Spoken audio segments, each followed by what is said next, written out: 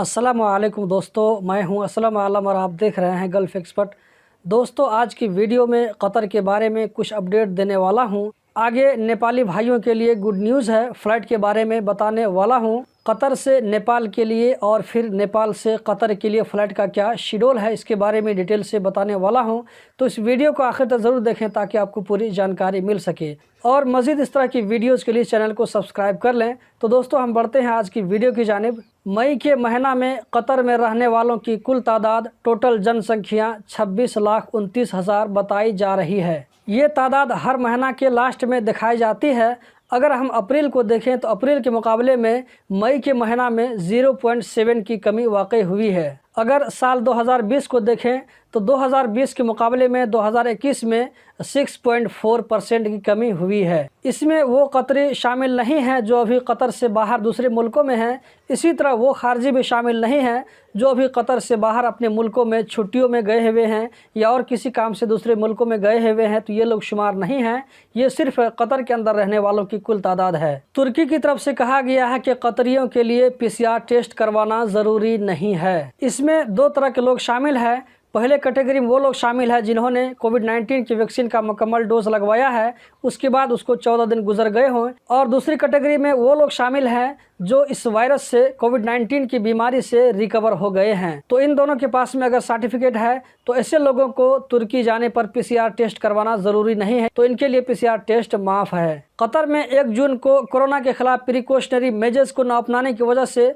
466 लोगों के खिलाफ कानूनी कार्रवाई की गई है। 434 लोगों को फेस मास्क न लगाने की वजह से, जबकि 27 लोगों को सोशल डिस्टेंस न रखने की वजह से, 2 लोगों को एहतराज ऐप न रखने पर, जबकि 3 लोगों को होम क्वारंटीन की खिलाफ वर्जी करने पर। दोस्तों, इससे पहले न्यूज़ ये था कि नेपाल और दोहा के दरमियान हफ्ता में सिर्फ 1 फ़्लाइट होगी, लेकिन लास्ट अपडेट ये है कि अब 1 फ़्लाइट की जगह हफ्ता में 2 फ़्लाइट कर दिया गया है। इसके बारे में मैंने आप लोगों को 2-4 दिन पहले ही बता दिया था कि परेशान होने की ज़रूरत नहीं है, क्योंकि फ़्लाइट की तादाद बढ़ सकती है और अल्हम्दुलिल्लाह मेरा अंदाज़ा बिल्कुल सही निकला। अब हफ्ता में हर सोमवार यानी हर मंडे को 2 फ़्लाइट होगी, जैसा कि आप स्क्रीन पर देख सकते हैं। इसकी स्टार्टिंग 7 जून से होगी, फिर उसके बाद हर मंडे को फ़्लाइट होगी।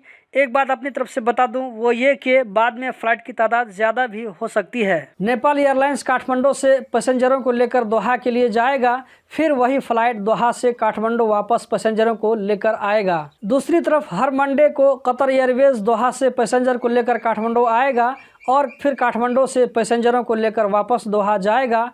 दोस्तों, इस वीडियो के लिए एक लाइक तो बनता है, इतनी मेहनत से आप लोगों के साथ में इन्फॉर्मेशन शेयर कर रहा हूं। तो जाइए जल्दी से और अपने अपने लिए टिकट बुकिंग करा लीजिए। अब देख लेते हैं कि कतर में कोविड-19 का क्या कंडीशन है। कतर में 1 जून को पिछले 24 घंटों में कोरोना के 230 केस रजिस्टर्ड हुए, 140 लोकल, जबकि 90 बाहर से आने वालों में। पिछले 24 घंटों में 296 लोग इस वायरस से रिकवर होकर अपने घरों को चले गए, जबकि 4 डेथ का केस भी रजिस्टर्ड हुआ है। कतर में अभी तक टोटल 25,74,692 कोविड-19 की वैक्सीन लोगों को दी जा चुकी है, जबकि कतर में अभी तक टोटल 64.2% एलिजिबल लोगों को कम से कम कोविड-19 की वैक्सीन का 1 डोज मिल चुका है।